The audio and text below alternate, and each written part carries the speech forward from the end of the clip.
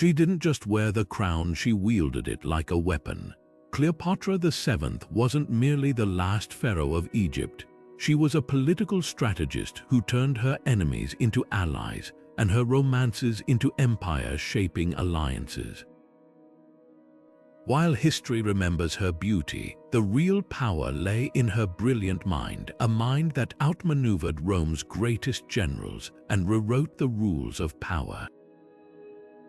This is the story of how a refugee queen with no army transformed herself into the most feared and desired ruler of the ancient world, using nothing but words, wit, and calculated charm. We'll trace her footsteps from exiled princess to legendary seductress, dissecting the exact strategies that made Julius Caesar and Mark Antony fall, not just for her, but for her vision. Because Cleopatra understood what few leaders ever do, true power isn't taken, it's given willingly by those you've convinced to see the world your way. And that lesson changes everything. By the time she turned 18, Cleopatra had already survived assassination plots, palace coups, and a brother who saw her as nothing more than a threat to his power. The Ptolemaic dynasty she was born into wasn't just dysfunctional, it was deadly. Ruled by a family more obsessed with bloodlines than loyalty, Egypt was a powder keg of betrayal, and Cleopatra learned early that trust was a luxury she couldn't afford. But while others relied on brute force, she cultivated something far more dangerous, an intellect that could outmaneuver anyone in the room. Fluent in 7 languages, she didn't just speak to foreign diplomats, she thought like them. Greek, Egyptian, Aramaic, she wielded words like weapons, charming merchants, scholars, and generals alike. Unlike her predecessors who saw Egypt's subjects as beneath them, Cleopatra immersed herself in their cultures, mastering their customs and earning their devotion. This wasn't just diplomacy, it was psychological warfare. She knew that to control a kingdom, you first had to understand the people within it. When her brother, Ptolemy XIII, forced her into exile, most rulers would have crumbled.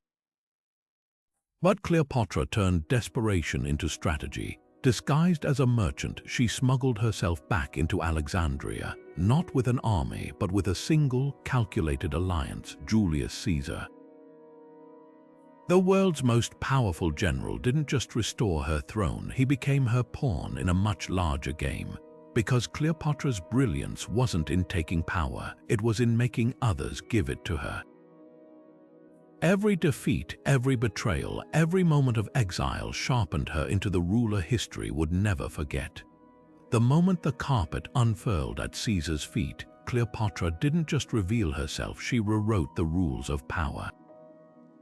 Imagine the scene, a young queen wrapped in nothing but audacity, emerging like a goddess before the most formidable general in Rome. But this was no desperate stunt, it was a masterclass in political theater. Every detail, from the way she entered to the way she met his gaze, was a meticulously crafted act of seduction. And seduction for Cleopatra was never just about romance. It was about control. She understood something most rulers never grasp. True influence isn't forced, it's invited. When she presented herself as the living embodiment of Isis, she wasn't just playing dress-up. She was tapping into the deepest currents of Egyptian faith, merging her image with divinity itself.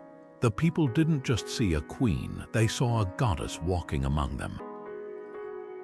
And Caesar, he wasn't just meeting a woman, he was encountering a myth made flesh. That's the key to her strategy. She didn't convince people to follow her. She made them want to, but spectacle alone wasn't enough. Cleopatra paired her grandeur with razor-sharp intellect. She didn't just dazzle Caesar with her presence, she engaged him in debates, matched him in wit, and impressed him with her fluency in politics, science, and strategy. While other rulers relied on flattery, she challenged him intellectually, emotionally, even playfully. That was her genius. She made herself unforgettable. Because seduction in the halls of power isn't about beauty, it's about making yourself indispensable.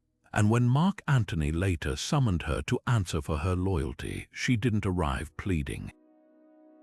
She sailed into his harbor on a golden barge, dressed as Venus, surrounded by the intoxicating scent of rare perfumes. Every oar stroke, every whispered word was designed to overwhelm the senses.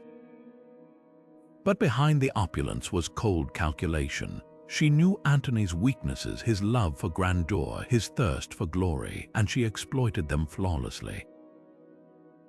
By the time their first meeting ended, he was the one pursuing her. That's the art of political seduction, making the other person believe the chase was their idea all along.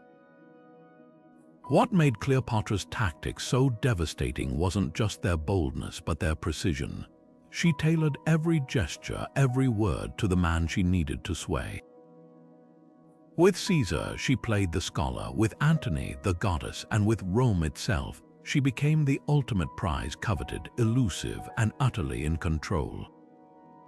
Because in the end, her greatest power wasn't her beauty or her charm. It was her ability to make the world see her exactly as she wanted to be seen. Rome had never seen anything like her. When Cleopatra arrived in the Eternal City as Caesar's guest, she didn't slink into the shadows, she held court like a sovereign. Senators whispered, citizens gaped, and Caesar's wife seethed. But this wasn't just a political scandal, it was a deliberate power play.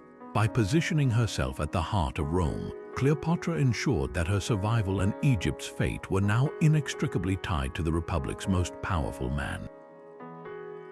Their relationship defied simple labels. To Caesar, she was far more than a lover, she was a peer. While other foreign rulers groveled before Rome, Cleopatra negotiated as an equal, offering Egypt's vast grain reserves and strategic ports in exchange for military backing. And when she gave birth to Caesarian, literally, Little Caesar, she didn't just secure her lineage, she placed a living claim on Rome's future. The child's very existence was a challenge to the Senate, a blend of Ptolemaic and Julian blood that could one day rule both empires.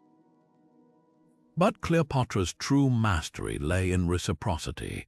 She didn't just take Caesar's protection, she gave him something invaluable in return: legitimacy. By aligning himself with Egypt's divine monarchy, Caesar bolstered his own growing cult of personality. When she presided over his lavish triumphs in Rome, adorned as Isis, she wasn't just a guest of honor, she was a living symbol of his global dominion. Their alliance proved that the strongest bonds aren't built on love or fear, but on mutually assured ambition. The irony, the very thing that made their partnership formidable, its boldness also made it dangerous. Roman traditionalists recoiled at this foreign queen influencing their politics, their money, even their gods. And when Caesar placed a golden statue of Cleopatra in Venus's temple, the message was too blatant to ignore. The backlash would eventually cost him his life, but not before Cleopatra extracted every possible advantage from their time together. Because for her, every alliance had an expiration date. The trick was ensuring you were the one who set the terms. The golden barge gliding into Tarsus wasn't just a royal vessel, it was a moving throne, a floating declaration of power designed to paralyze Mark Antony with wonder. Perfumed sails caught the wind, scattering the scent of rare spices across the harbor, while rowers dipped silver oars into the water in perfect rhythm. At the center of it all, Cleopatra lounged beneath a canopy of gold, draped in the robes of Venus. But this wasn't mere theater, it was a calculated assault on the senses, a reminder that Egypt's queen operated on a plane far above mortal politics. Spectacle for Cleopatra was never empty showmanship. Every detail carried meaning. When she hosted Antony at her palace, she didn't just serve food. She presented banquets where pearls dissolved in vinegar to prove no luxury was beyond her reach. Even the goblets they drank from were carved from single emeralds, not merely to flaunt wealth, but to frame her as a ruler who defied the ordinary. These weren't parties, they were power negotiations disguised as indulgence. But her most potent weapon was symbolism.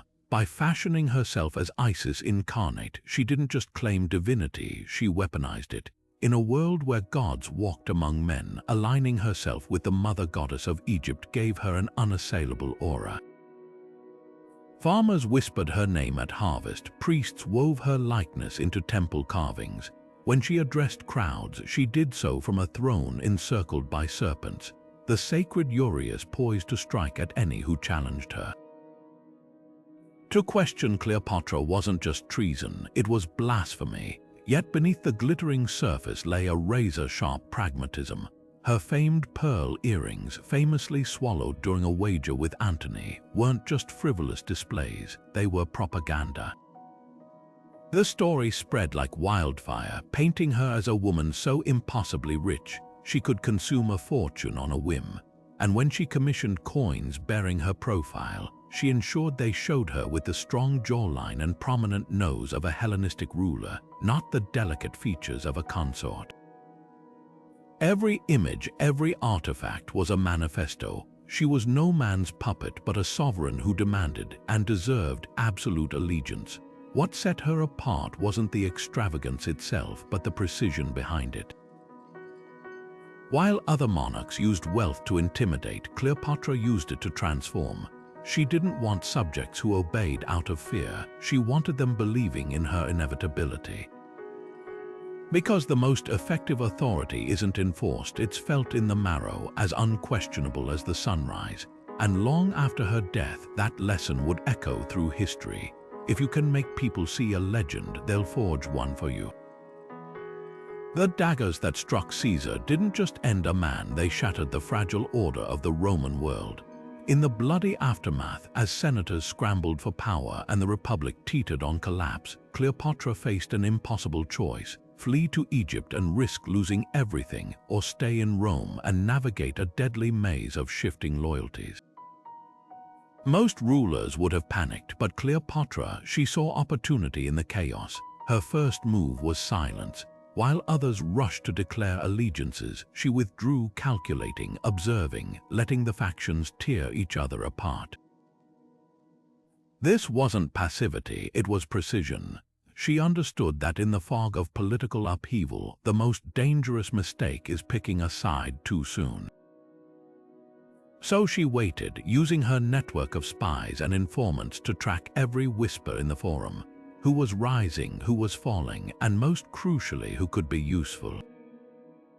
When Mark Antony emerged as Caesar's heir, consolidating power alongside Octavian, Cleopatra recognized her opening. Antony wasn't just a general, he was a man of appetite for glory, for excess, for validation. Where Caesar had been a thinker, Antony was a performer, and Cleopatra knew exactly how to stage a scene he'd never forget. But before she could act, she had to survive Rome's wrath. The Senate branded her an enemy, accusing her of manipulating Caesar. Yet instead of defiance, she chose discretion, slipping back to Alexandria with her son, Caesarian, keeping her claim alive while Rome burned itself out. What followed was a masterclass in timing. For years, she watched as Antony and Octavian clashed, then reconciled, then clashed again. She sent just enough aid to remain relevant, grain shipments to stabilize Rome, loans to fund campaigns, but never so much that she became entangled.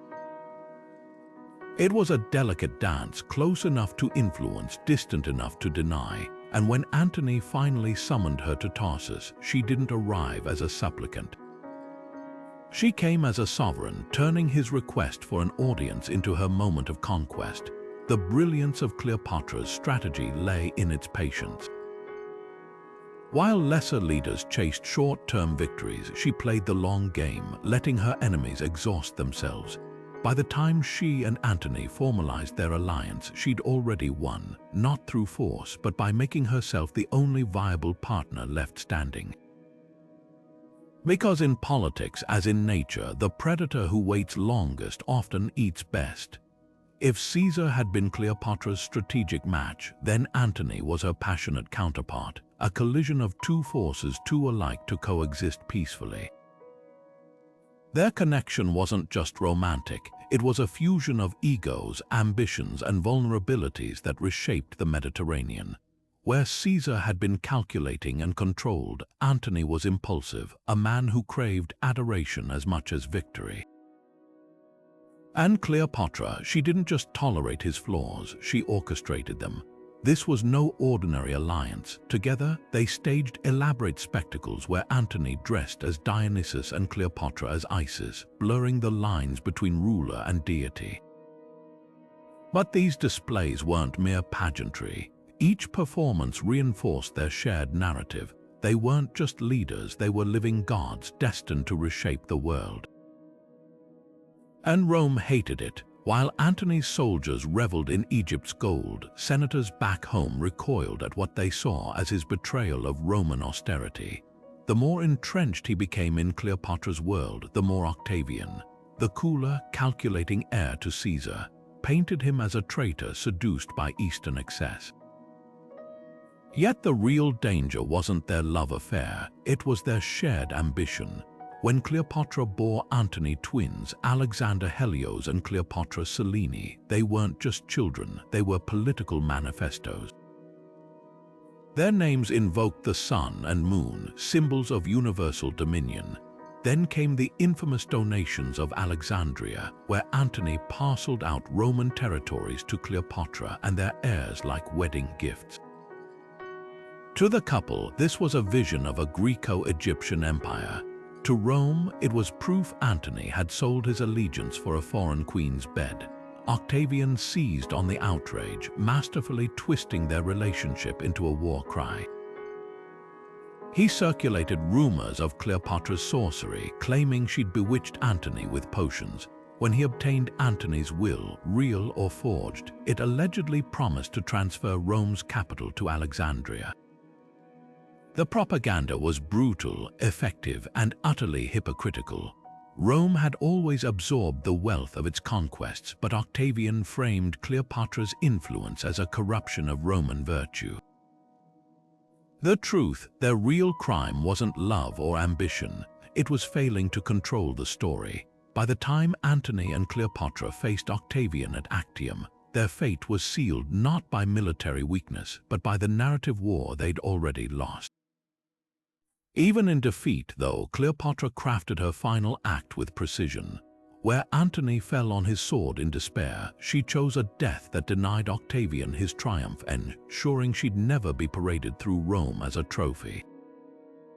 Their tragedy wasn't just a love story cut short. It was the collapse of a shared dream, one where East and West might have ruled as equals. And in that failure, Cleopatra proved one last, indelible truth. The most dangerous thing a woman can do in a man's world is refuse to play by his rules.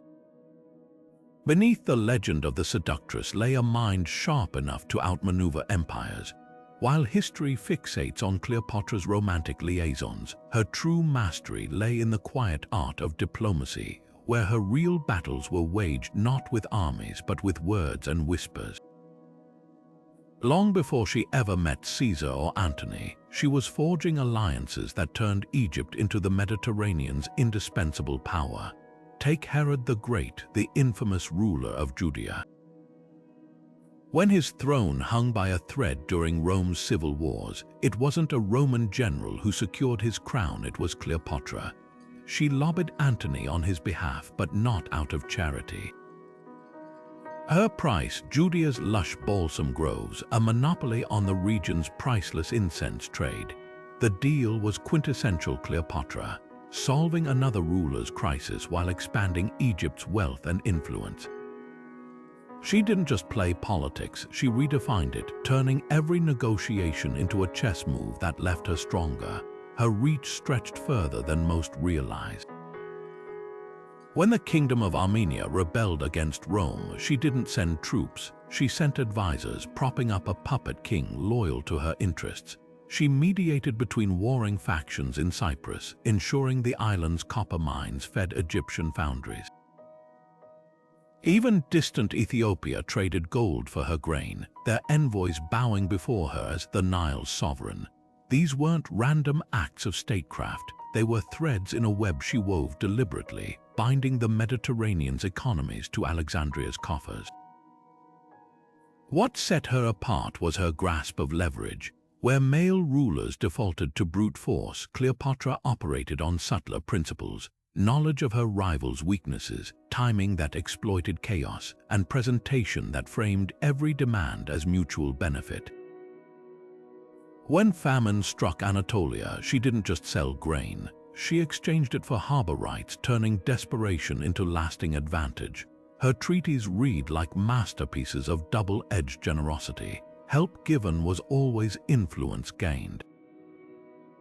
And perhaps her most overlooked skill, the ability to pivot. When Rome's power shifted from Antony to Octavian, lesser rulers would have clung to sinking ships.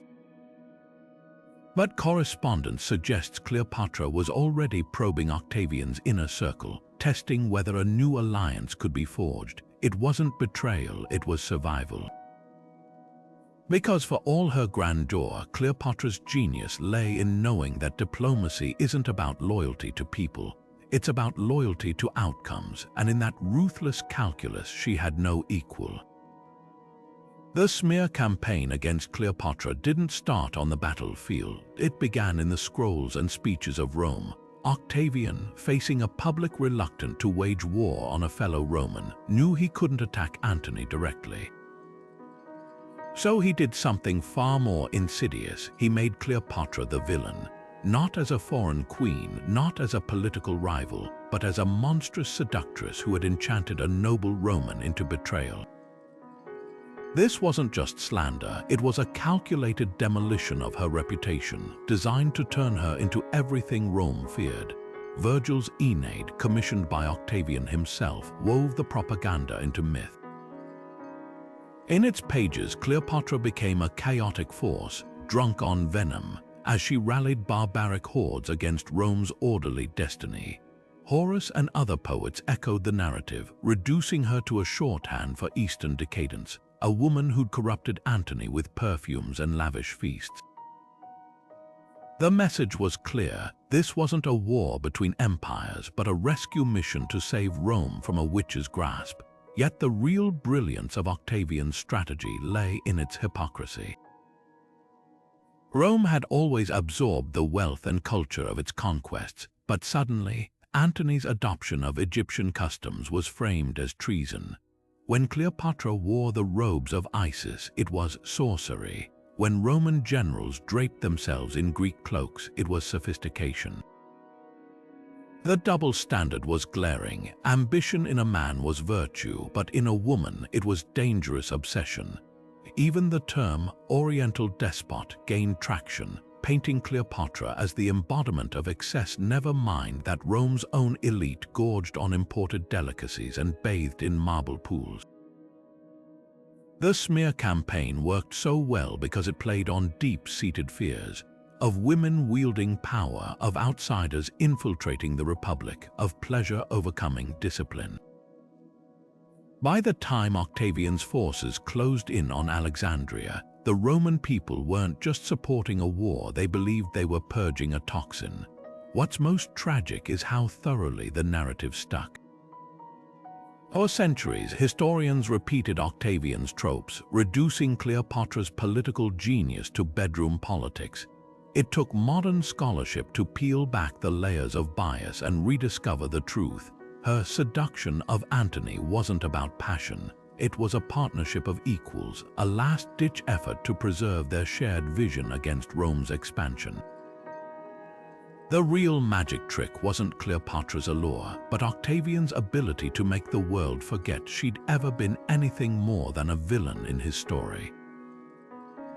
Cleopatra didn't just inherit a kingdom, she inherited a financial time bomb. When she took the throne, Egypt's economy was buckling under decades of mismanagement, its once vast granaries dwindling and its trade routes fading into obscurity. But where others saw crisis, she saw opportunity. In just a few years, she transformed her nation from a fading relic into the Mediterranean's economic powerhouse. And she did it by mastering a simple truth: money isn't just currency. Its influence. Her first move was to seize control of Egypt's most valuable assets. Papyrus, the paper of the ancient world, grew almost exclusively in the Nile Delta, and she turned it into a state monopoly. By controlling its production, she didn't just profit from every scroll sold from Rome to Babylon. She gained leverage over governments who depended on her supply. Then came the grain. Egypt's fertile soil produced surplus wheat even in lean years, and Cleopatra wielded it like a weapon. When cities like Athens or Jerusalem faced famine, her shipments arrived not as charity, but as strategic investments, buying loyalty that armies couldn't conquer. But her real genius lay in the details. She didn't just trade goods, she crafted entire industries around them. Take perfume. By cornering the market in rare oils like myrrh and frankincense, she turned personal adornment into a geopolitical tool. Roman elites paid fortunes for vials stamped with her royal seal, effectively funneling their wealth into her coffers. Even her famed pearl earrings served a dual purpose. Their outrageous display wasn't just vanity, but a calculated signal that Egypt's wealth was limitless. Behind the opulence, though, was ruthless efficiency. She slashed bureaucratic waste, replaced corrupt tax collectors with loyalists, and personally reviewed ledgers to ensure no coin went unaccounted for. When Antony demanded funds for his campaigns, she didn't hand over gold, she structured loans with territorial concessions as collateral. Every transaction had layers, every gift carried invisible strings. The results were undeniable. By the height of her reign, Alexandria's harbor teemed with merchant ships, its vaults overflowed with tributes, and her treasury could raise fleets or bribe senators at will. But the ultimate proof of her economic mastery, even in defeat, her wealth remained legendary. After her death, Octavian seized enough Egyptian gold to lower interest rates across Rome. A final, ironic testament to the queen who understood that true power doesn't reside in crowns or conquests, but in the quiet, relentless arithmetic of control. Cleopatra didn't just reign over Egypt, she became Egypt. While her Greek ancestors had clung stubbornly to their foreign roots, ruling as distant overlords, she did the unthinkable. She stepped out of her palace and into the heartbeat of her kingdom. Fluent in the language of the Nile's farmers, schooled in the hymns of its temples, she didn't just command her people, she understood them. And that shift wasn't just symbolic, it was strategic. Because in a world where rulers were seen as gods, she knew divinity had to speak the people's tongue. For centuries, the Ptolemies had governed like outsiders, treating Egypt as little more than a private treasury. They spoke only Greek, worshipped Greek gods, and mocked the local customs as barbaric. But Cleopatra shattered that tradition. She learned Egyptian so thoroughly, she could debate priests in their own sacred tongue. She embraced the goddess Isis not as a political prop, but as a spiritual identity, weaving herself into the fabric of Egypt's oldest myths. And when she appeared before her subjects, she didn't wear the stiff robes of a Macedonian queen. She draped herself in the linen and gold of a pharaoh, connecting herself to 3,000 years of dynastic glory. This wasn't just assimilation, it was alchemy. By fusing Greek intellect with Egyptian tradition, she crafted a persona no rival could replicate. To her Greek allies, she remained a cultured philosopher queen, versed in the works of Homer and Plato. To her Egyptian subjects, she was the reincarnation of Isis, the mother goddess who'd walked the Nile since the dawn of time. And to Rome, she became something far more dangerous, a living paradox, a Hellenistic ruler with the mystique of the Orient, impossible to categorize or control. Her genius lay in recognizing that power isn't just about armies or gold, it's about belonging. While other monarchs relied on fear, she cultivated devotion. Farmers prayed to her image at harvest, priests etched her likeness into temple walls. When famine struck, she didn't just distribute grain, she stood in the fields, her robes dusted with earth, blessing the crops like a sovereign and a saint rolled into one. That intimacy bred loyalty no army could break. Even after her death, Egyptian rebels would rally under her name, fighting to restore Cleopatra's era against Roman occupation. Because she hadn't just ruled Egypt, she'd made Egypt hers. Yet her cultural mastery wasn't just for show. Every gesture carried calculated weight. When she hosted foreign diplomats, she tailored her persona like a weapon, speaking Greek to flatter Athenian scholars, switching to Aramaic to charm Syrian merchants, quoting Hebrew scripture to sway Judean nobles. She didn't just cross boundaries, she erased them, making each envoy feel seen in a way no other ruler bothered to attempt. And in that effortless code switching lay her true advantage, the ability to make everyone, from a Roman general to an Egyptian priest, believe she was one of them. That's the ultimate power play, not conquering differences, but dissolving them until every culture reflected her face. The waters of Actium should have been their triumph. Instead, they became the graveyard of Antony and Cleopatra's grandest ambitions. On that stifling September morning in 31 BC, their combined fleet, nearly 500 ships strong, faced Octavian's smaller but disciplined navy. The numbers favored them. The morale, however, did not. Months of desertions, spurred by Octavian's relentless propaganda, had eroded their forces. Roman soldiers whispered that fighting for Cleopatra meant betraying Rome itself. And Antony, once the Republic's golden general, now seemed a shadow of himself, hesitant, distracted, his judgment clouded by desperation. The battle began as a sluggish stalemate, both sides hesitating to commit. Then came the fatal misstep. Instead of leveraging their numerical advantage with aggressive maneuvers, Antony's fleet adopted a defensive formation, a decision historians still debate.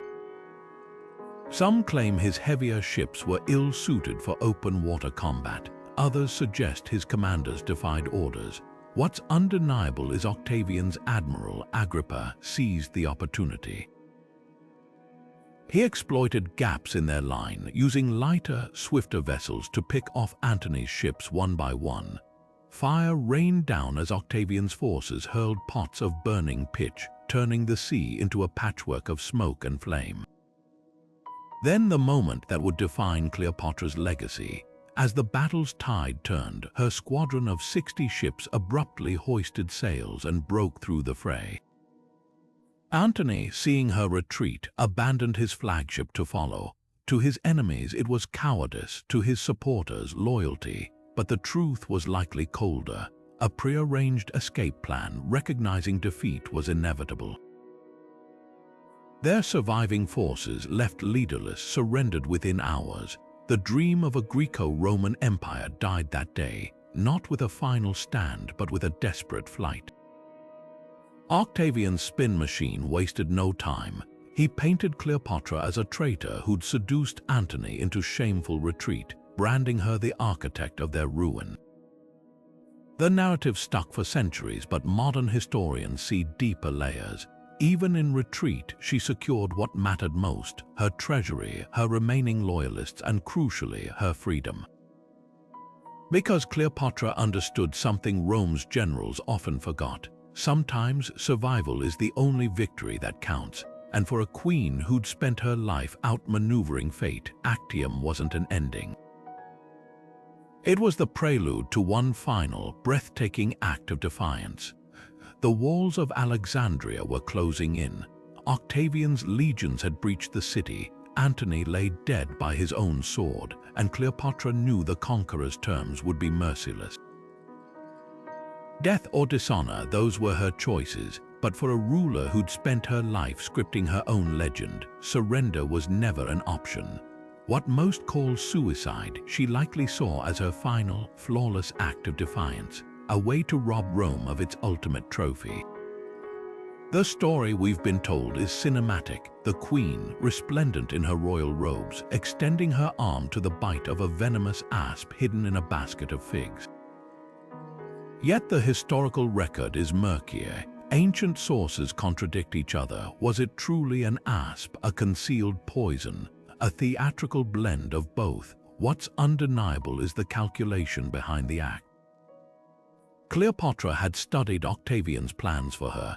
He intended to drag her through Rome's streets in golden chains, a living testament to his triumph, and she refused to let him.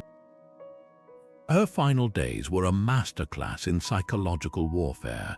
She negotiated with Octavian not for her life, but for her children's safety, buying time to secure Caesarian's escape.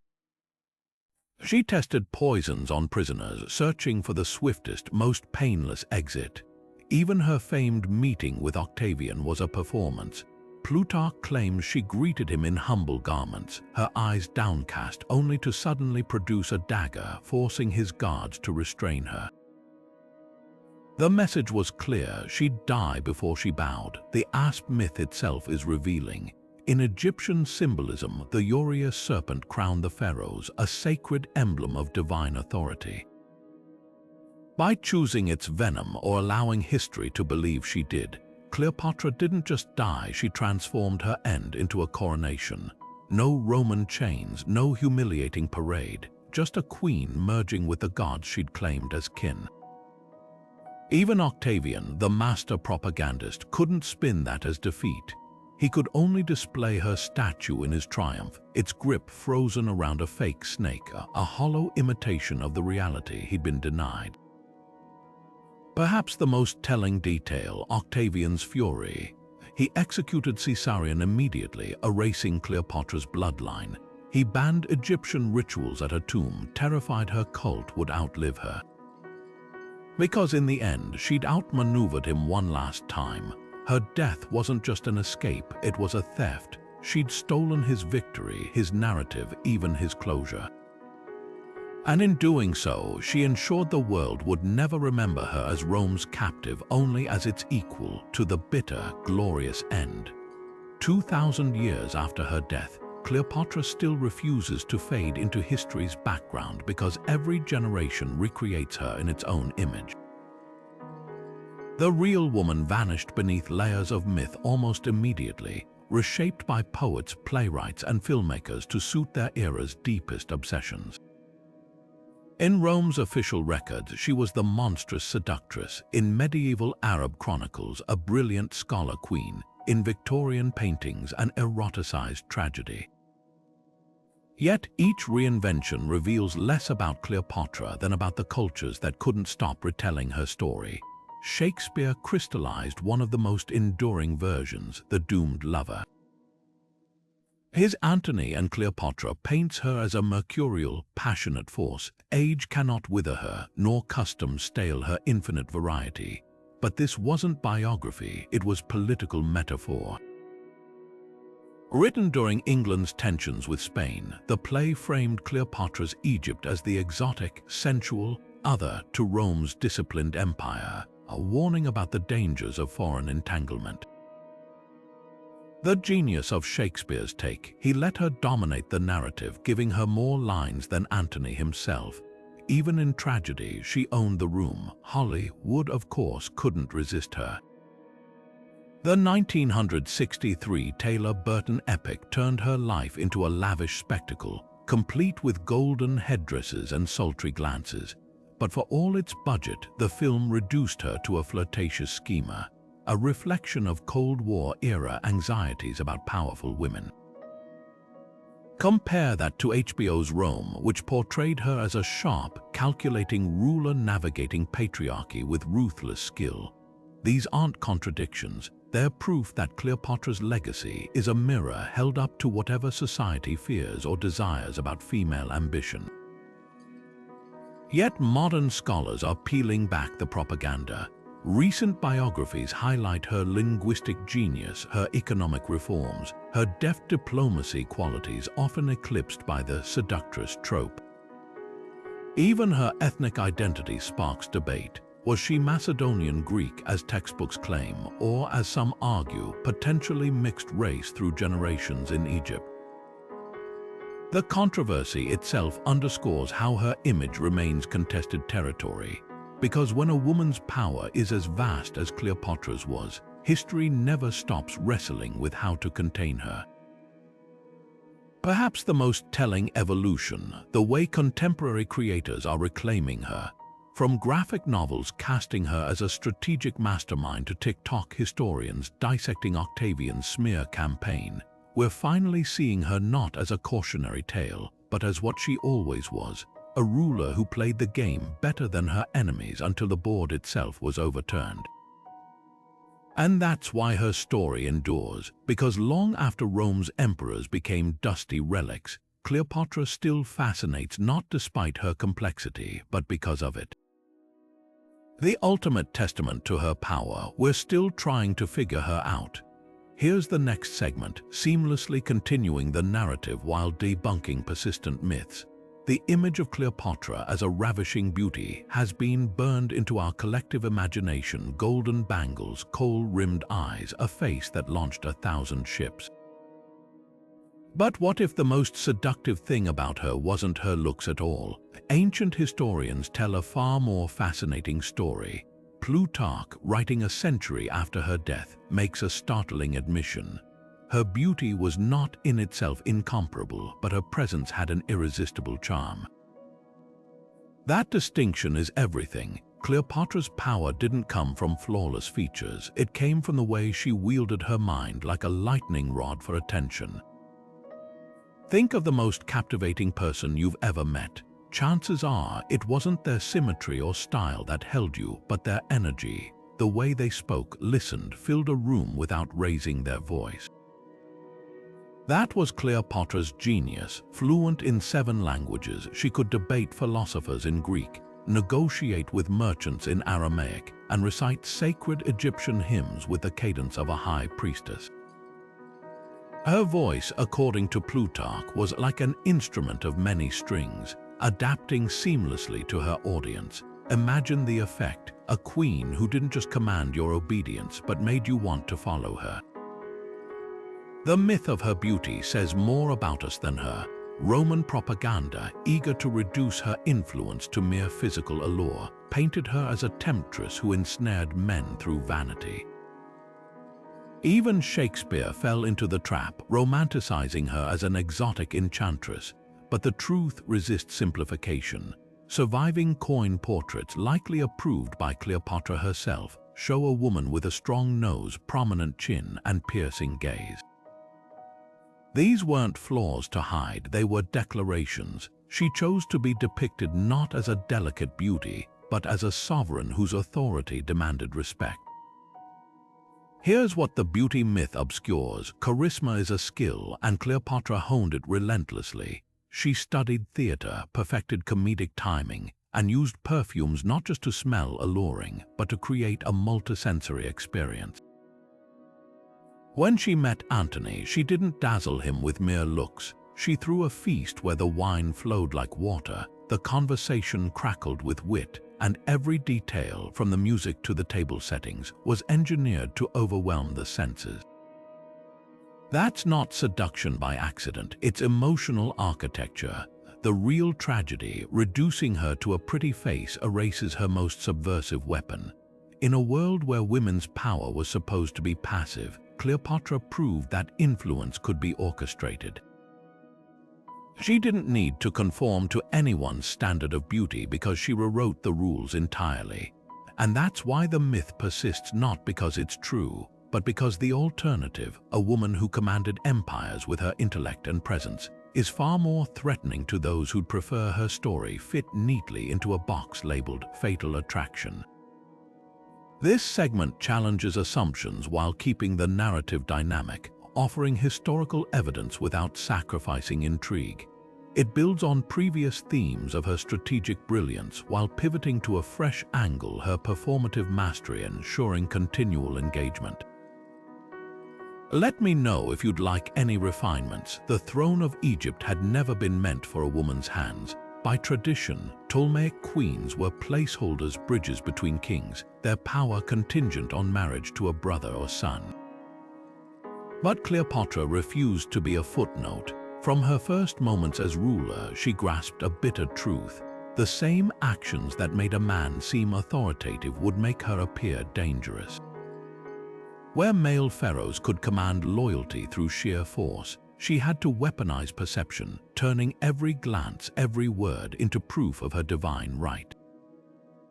Consider the stark contrast in how history remembers her alliances.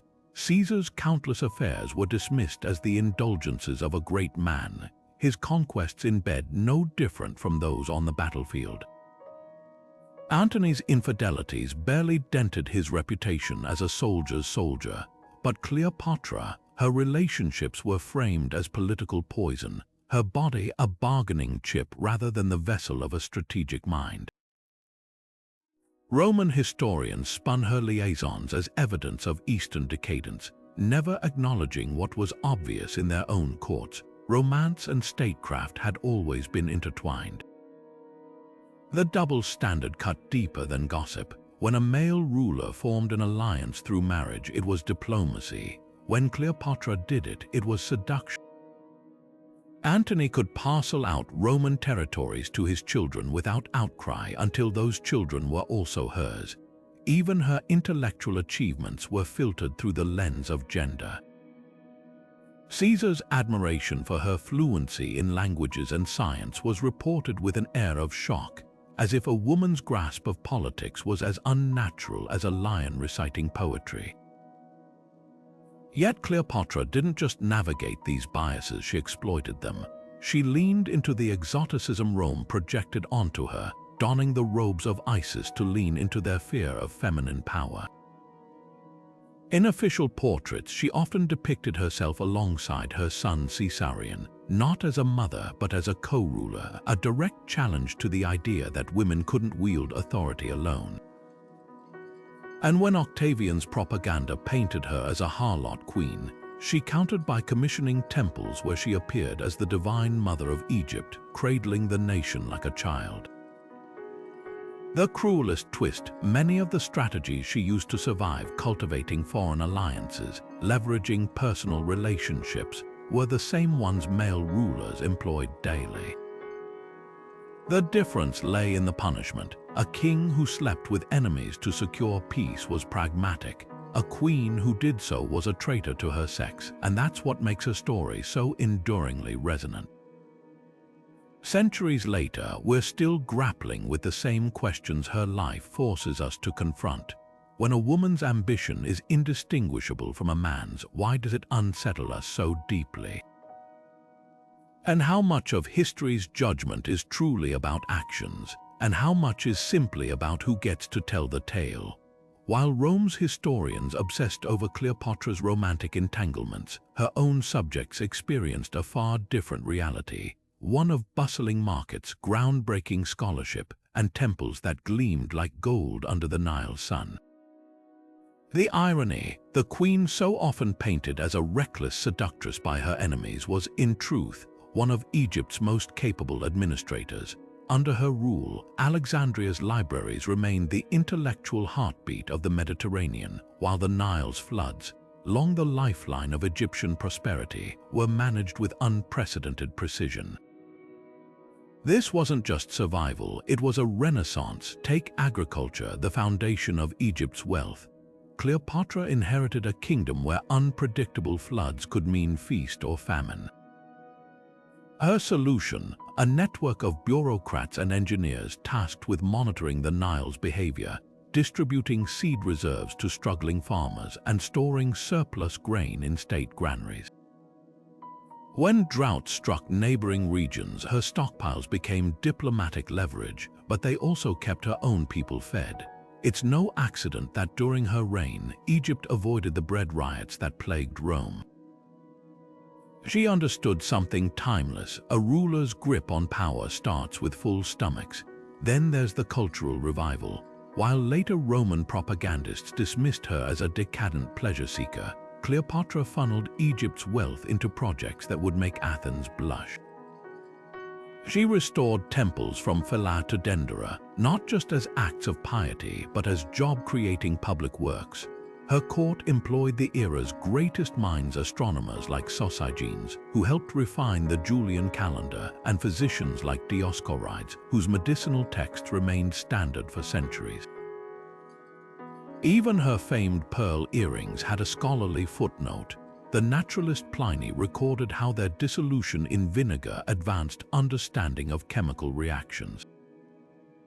But perhaps her most overlooked legacy was Alexandria's enduring glow as a beacon of knowledge. The great library, though diminished by Caesar's accidental fire decades earlier, still attracted thinkers from across the known world. Cleopatra didn't just preserve this tradition, she expanded it, offering patronage to philosophers and funding expeditions to map distant lands. In an age when most rulers measured success in conquered territories, she invested in something subtler, the soft power of ideas. The proof of her domestic brilliance lies in the aftermath. After Octavian annexed Egypt, he didn't dismantle her systems, he copied them. Rome adopted her grain distribution models, her tax reforms, even her census methods. The very infrastructure that made Egypt the Mediterranean's breadbasket under Cleopatra became the engine of Rome's imperial stability. That's the ultimate testament to her governance. Even her enemies recognized genius when they saw it.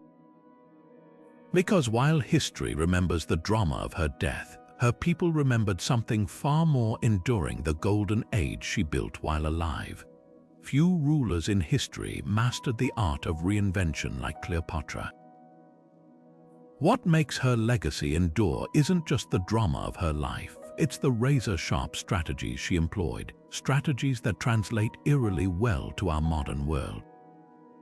Strip away the ancient backdrop, and you'll find a playbook for leadership that's as relevant today as it was 2,000 years ago.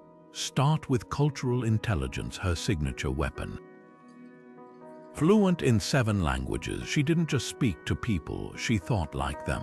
Modern leaders call this emotional agility, the ability to pivot between contexts without losing authenticity. When she addressed Egyptian priests, she invoked sacred texts. With Roman generals, she debated military logistics. For Greek scholars, she quoted Homer. This wasn't performative, it was strategic empathy, the understanding that influence begins when someone feels seen. In an era of globalization, that lesson screams louder than ever. Whether you're negotiating a merger or leading a team, the ability to mirror and adapt to cultural codes isn't just polite, it's power. Then there's her mastery of personal branding. Centuries before the term existed, Cleopatra didn't leave her image to chance. Coins bearing her profile showcased a strong-nosed sovereign, not a delicate beauty. Public appearances were meticulously staged, whether arriving on a golden barge or presiding over court in the robes of Isis. Every detail reinforced the same message: she wasn't just a ruler. She was an icon. Today, we'd call this controlling the narrative. In a world where perception shapes reality, her playbook is clear: define yourself before others do it for you. But perhaps her most underrated skill was turning weakness into advantage. Exiled by her brother, she leveraged it into an alliance with Caesar, Rome's disdain for female leaders. She weaponized their exoticism of her, leaning into the mysterious East trope to unsettle opponents. Even her famed extravagance had purpose. Those dissolved pearls weren't just displays of wealth. They were psychological warfare, proof that Egypt's resources were limitless. Modern startups and politicians alike could learn from this. Constraints are inevitable, but the frame around them is yours to design. The through line in all this. Cleopatra understood that authority isn't just about giving orders, it's about shaping how others feel about your right to lead. Whether courting allies or quelling dissent, she worked on both the logical and emotional registers.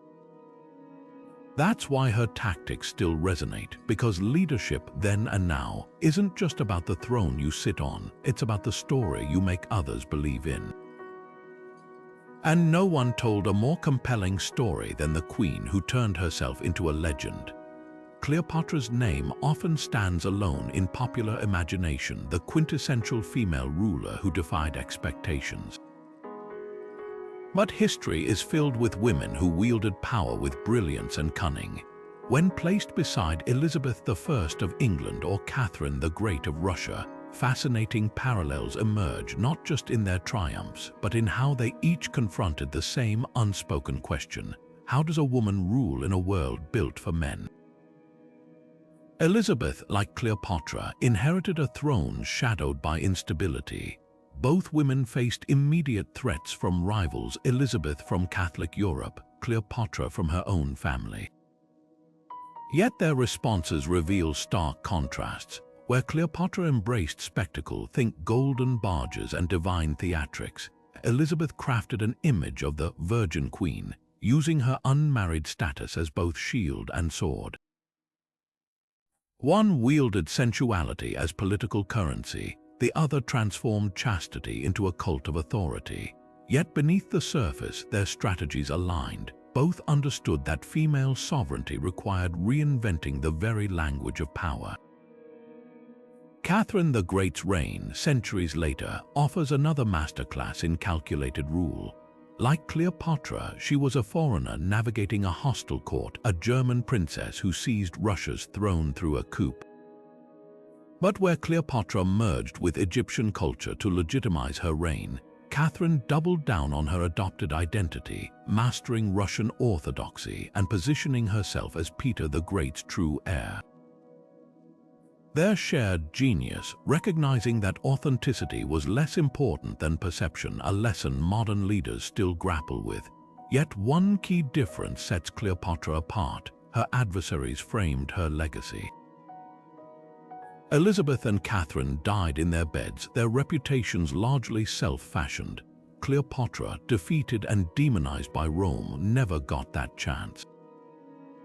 Elizabeth's speeches echo through history. Catherine's letters survive as testaments of her intellect, but Cleopatra's voice, we hear it mostly through the whispers of her enemies.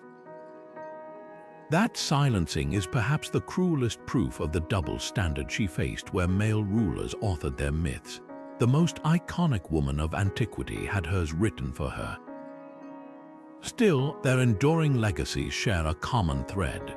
Whether through Elizabeth's naval victories, Catherine's territorial expansions, or Cleopatra's economic mastery, each proved that a woman's reign could eclipse her male predecessors if she played the game with ruthless creativity. The irony, centuries later, we still debate whether they were great despite their gender, rather than because of how they used it to rewrite the rules. And that, more than any battlefield or bedroom, is where their true power lies. The sands of Egypt still keep their most tantalizing secret. Centuries after Cleopatra's death, archaeologists sift through the ruins of Alexandria and beyond, chasing whispers of a tomb that could rewrite history. Unlike the grand, well-documented burials of other pharaohs, her final resting place has vanished without a trace, a puzzle that's consumed scholars and treasure hunters alike. Was her grave deliberately hidden, destroyed, or does it lie undisturbed, waiting to reveal treasures and truths we've only guessed at? Recent excavations have turned the Mediterranean coast into a high-stakes detective story. A team led by Dr. Kathleen Martinez has spent over a decade tunneling beneath the temple of Taposiris Magna, west of Alexandria, convinced the queen lies buried there. Their findings are provocative: a labyrinth of tunnels, alabaster statues, and coins bearing Cleopatra's profile, all hints of a royal necropolis, but the most electrifying discovery: a shaft leading to an underwater chamber, eerily reminiscent of Cleopatra's own prediction that she'd rest where the Nile meets the sea. Yet skeptics argue the real tomb may lurk in the heart of Alexandria itself. Ancient texts describe a lavish mausoleum she shared with Antony, adorned with gold and precious scrolls, a structure so magnificent, Octavian himself reportedly paid respects there after her death. But the city's tumultuous history, racked by earthquakes and rising seas, may have swallowed it whole. Modern sonar scans reveal eerie shapes beneath Alexandria's harbor, but diving teams face murky waters and shifting sediment that guard their secret stubbornly. The search isn't just about gold or glory, it's about vindication. For centuries, Cleopatra's story was filtered through Roman propaganda, reducing her to a seductress rather than the scholar and strategist she was. A recovered tomb could offer tangible proof of her reign, diplomatic correspondence, personal artifacts, or even the Queen's own voice etched in hieroglyphs. Imagine uncovering a papyrus detailing her negotiations with Rome, or the medical recipes she studied as a healer priestess of Isis. These aren't just relics, they're missing chapters of history. The greatest irony, the woman who meticulously crafted her image in life may have orchestrated her own disappearance in death. Some theorists believe she chose a hidden, unmarked grave to spite Octavian, denying him the satisfaction of displaying her body as a war trophy. Others suggest her loyal priest smuggled her remains to a remote oasis, ensuring she'd forever remain Egypt's untouchable goddess. Whatever the truth, the hunt continues, not just for a tomb, but for the chance to finally let Cleopatra speak for herself. From chiseled coins to silver screens, Cleopatra's image has been reshaped by every era that dared to portray her. The moment Rome minted the first coins bearing her profile, her likeness became a battlefield where art didn't just imitate life but rewrote it. Each brushstroke, each camera angle whispers more about the artist's world than the Queen herself. Take those infamous Roman coins, struck by Octavian's regime after her death. They show Cleopatra with a hooked nose and stern jaw, exaggerated features meant to caricature her as a scheming outsider. Yet on her own currency, commissioned during her reign, she appears regal but restrained, merging Greek and Egyptian iconography. The contrast is stark. One version demonizes, the other deifies. Both reveal how power distorts truth. Fast forward to the Renaissance, when painters like Michelangelo and Gentileschi resurrected her as a tragic heroine. Their Cleopatras often clutch the asp to her breast in sensualized martyrdom, draped in flowing robes that owe more to Italian fashion than ancient Alexandria. These weren't historical documents, they were morality tales warning against female passion. Even the snake, a symbol of divine royalty in Egypt, became a prop in Europe's obsession with the fatal woman. Then came Hollywood's turn. Elizabeth Taylor's 1963 portrayal cemented the image of Cleopatra as a sultry temptress, all kohl-rimmed eyes and gilded costumes. But look closer. The film's lavish excess mirrored Cold War-era fears of decadence, while its focus on her romances sidelined her political genius. Compare that to HBO's Rome, where she's calculating and razor-sharp, reflecting modern feminism's reclaiming of her agency. Even now, contemporary artists grapple with her legacy. Kehinde Wiley's portraits reimagine her as a black queen, challenging centuries of Eurocentric casting. Graphic novels depict her hunched over battle maps, not boudoir mirrors. These shifts aren't about accuracy, they're about ownership. Every generation molds Cleopatra to critique its own biases, proving her ultimate power, the ability to defy a single narrative. That's the irony. The woman who so carefully crafted her image in life became a mirror for everyone else's obsessions. Whether painted as a villain, victim, or vixen, she endures not because these depictions capture her truth, but because they expose ours. And perhaps that's her final revenge. No matter how hard history tries to pin her down, she always slips free, elusive, infinite, and forever rewriting her own legend. Cleopatra's famed beauty wasn't just the stuff of legend. It was a carefully calculated science. While poets romanticized her allure, historians reveal something far more fascinating. Her iconic beauty rituals weren't mere vanity. They were a blend of ancient pharmacology, psychological warfare, and clever branding. Take her legendary milk baths, often dismissed as myth.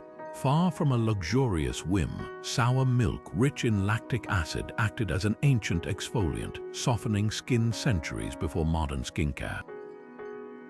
The alkaline waters of the Nile were harsh. Cleopatra's soaks counteracted their drying effects, preserving her complexion. Even her use of Dead Sea salts aligns with modern dermatology. Their minerals combat inflammation and promote healing. This wasn't indulgence, it was early biomedicine. Then there's the kohl lining her eyes, immortalized in countless portraits. While it heightened her dramatic gaze, its purpose was deeply practical. Ancient Egyptian recipes mixed galena, lead sulfide with oils, creating a paste that shielded eyes from the sun's glare and repelled flies carrying disease. Modern studies even suggest trace lead in kohl may have boosted nitric oxide, stimulating immunity, a startling intersection of aesthetics and survival. Her perfumes, though, were her masterstroke. Texts describe scents like kai-fi, a blend of honey, wine, and myrrh, wafting from her sails before she even arrived. But these weren't just olfactory theatrics. Recent recreations show her signature fragrances contained antimicrobial ingredients like cinnamon and henna, masking body odor while warding off infections. In an era without sanitation, smelling divine wasn't just attractive, it signaled health and divine favor. The genius of Cleopatra's regimen, merging efficacy with mystique. Every ritual doubled as propaganda. Milk baths echoed the goddess Hathor's purity, kohl mirrored Horus's divine sight, and perfumes evoked the temples of Isis. She didn't just adorn herself, she transformed her body into a living monument, blurring the line between mortal and deity. What modern beauty gurus call a routine, Cleopatra wielded as statecraft. Because in a world where a queen's influence hinged on perception, every dab of ointment, every scented breeze was a silent declaration. Her beauty wasn't just skin deep. It was power distilled into drops of oil and flecks of gold. Cleopatra's true weapon wasn't just her crown or her charm, it was her uncanny understanding of the human mind. Centuries before psychology had a name, she wielded principles of persuasion with the precision of a modern-day master negotiator. What made Julius Caesar and Mark Antony not just listen but follow her lead? The answer lies in tactics so subtle, they'd feel right at home in a boardroom or political campaign today. Take mirroring, a technique now studied in behavioral science. When Cleopatra first met Caesar, she didn't just speak his language, she mirrored his posture, his cadence, even his strategic thought process. Psychologists call this the chameleon effect, where mimicking someone's behavior builds rapport at a subconscious level. For a general who spent his life surrounded by yes-men, encountering a woman who could reflect his own intellect back at him, that wasn't flattery, it was fascination. Then there's her storytelling genius. She didn't just present herself as Egypt's queen, she cast herself as Isis reborn, Antony as Dionysus, their love affair as a cosmic union of gods. Great leaders then and now, no facts persuade but stories compel. By weaving their lives into myth, she made loyalty to her feel like participation in something grander than politics. Think of it as ancient branding. She sold not just policies but an identity her allies craved. But her masterstroke was emotional calibration. With Caesar, she played the scholar, engaging his love of debate. With Antony, she leaned into his hunger for drama and spectacle. This wasn't manipulation in the cheap sense, it was empathy weaponized. Modern psychologists would recognize it as emotional intelligence squared, the ability to not just read a person's desires but to validate them in a way that made her indispensable. When Antony wanted glory, she didn't give him empty praise, she staged naval battles where he could play the triumphant hero. The lesson here transcends history. Cleopatra's power wasn't just in her beauty or her intellect, but in her ability to make people feel understood. That's why Octavian's propaganda couldn't erase her legacy. You can smear a schemer, but it's harder to dismiss someone who made even her enemies feel seen. And in that, she left behind a playbook for influence that works just as well in today's world of influencers and CEOs as it did in the courts of Alexandria. Because human nature, it turns out, hasn't changed much in 2,000 years. History remembers conquerors, visionaries, and legends, but rarely does it remember them the way they truly were. Cleopatra's Legacy isn't just a tale of lost kingdoms or tragic romances. It's a masterclass in the art of influence. She didn't simply hold power, she performed it, crafting every glance, word, and gesture to shape how the world saw her. And in that, she left behind a lesson as relevant now as it was 2,000 years ago. True authority isn't just about ruling a kingdom, it's about commanding the story. Think of the most powerful leaders you know today: politicians, CEOs, even influencers. What sets the great ones apart isn't just their decisions, but their ability to make people believe in them. Cleopatra understood this instinctively. Whether holding court in Alexandria or navigating Rome's treacherous politics, she knew perception was her sharpest weapon. When rivals dismissed her as just another Ptolemaic pawn, she reframed herself as Isis incarnate. When Rome painted her as a seductress, she weaponized their fascination, turning exoticism into mystique. Every setback became a stage, every enemy an unwitting prop in her grand narrative.